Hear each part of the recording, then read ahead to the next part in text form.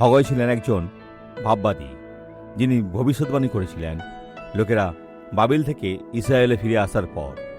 কিন্তু সেখানে এমন লোকও ছিল যারা নিজেদের ঘরবাড়ি গড়তে চেয়েছিল এবং তারা ঈশ্বরের গৃহের দিকে তাকায়নি।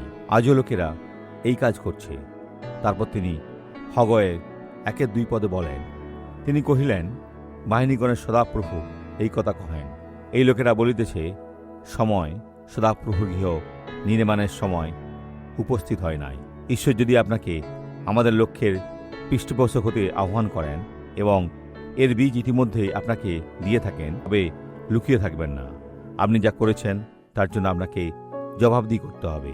পিতা, এই কথা আমি কখনো নিজের মাথা থেকে বলিনি, এটা তুমিই বলেছ। নির্বাচনের পর হগয় ইসরায়েলের বিরুদ্ধে প্রতিবাদ করেছিলেন এবং তিনি সফল হয়েছিলেন। তারা বার্তাটি বুঝতে পেরেছিল। পিতা, আমি এই ব্যক্তির মধ্য থেকে সমস্ত মন্দতা দূর করব এবং তা চলে যাবে, যদি তারা বুঝতে পারে তোমার বার্তা। হে মন্দ, এদের ছেড়ে যাও, থেকো না।